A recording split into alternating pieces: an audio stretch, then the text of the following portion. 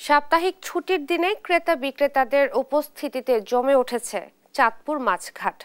আরো জানাতে সরাসরি যুক্ত হচ্ছেন সহকর্মী শরীফ আহমেদ। শরীফ, আপনি তো বাজারে রয়েছেন, ইলিশের দাম কেমন দেখছেন জানাবেন।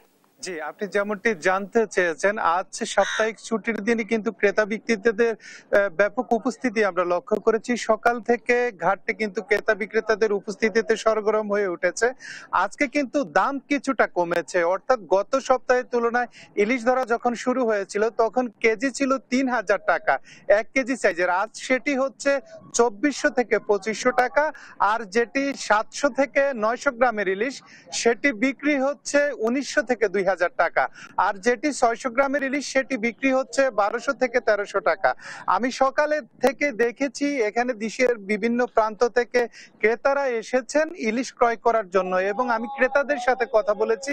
তারা বলছেন যে ইলিশের দাম কিছুটা কমাতে তারা স্বাচ্ছন্দ্যে ইলিশ ক্রয় করতে পারছেন। তারা আশা করছেন আগামী দিনে ইলিশের দাম আরো কমলে তারা কিন্তু আরো স্বাচ্ছন্দ্যে ইলিশ ক্রয় করতে পারবেন।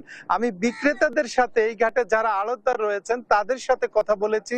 তারা আমাকে বলেছেন যে গত সপ্তাহের তুলনায় এই সপ্তাহে কিন্তু ইলিশের সরবরাহ বাড়ায় কিন্তু দাম কমতে শুরু করেছে। তো তারা আশা করছেন এভাবে যদি ইলিশের সরবরাহ থাকে তাহলে দাম আরো কমে আসবে। আমি কথা বলেছি এখানে যে পদ্মা মেঘনা সহ বিভিন্ন জায়গা থেকে যারা জেলেরা এই ঘাটে মাছ নিয়ে আসছেন তাদের সাথে কথা বলেছি। তারা আমাকে জানিয়েছেন তারা কিন্তু এই যে চাঁদপুরের পদ্মা মেঘনা নদী, এখানে কিন্তু জেলেরা এখনো কাঙ্ক্ষিত ইলিশ পাচ্ছেন না। এই যে ঘাটে ইলিশের সরবরাহ বেড়েছে, এটি কিন্তু হাতিয়া এবং ভোলা অঞ্চলের ইলিশ কিন্তু এখানে এসেছে বিভিন্ন নৌপথে এবং সড়ক পথে।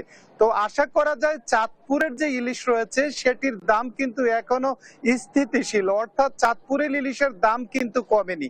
আরেকটু বিষয় হচ্ছে এখানে যারা জেলেরা রয়েছেন তারা বলছেন তাদের জালে কিন্তু কাঙ্ক্ষিত ইলিশ ধরা পড়ছে না, তারা কিন্তু নদী থেকে নিরাশ হয়ে ফিরছেন। তো তারা আশা করছেন আগামী দিনে তাদের জালে ঝাঁকে ঝাঁকে ইলিশ ধরা পড়বে এবং ইলিশের সরবরাহ ঘাটে বাসলে কিন্তু দাম কমে আসবে। তো এই ছিল চাঁদপুর মাছঘাট থেকে আমার কাছে সবশেষ।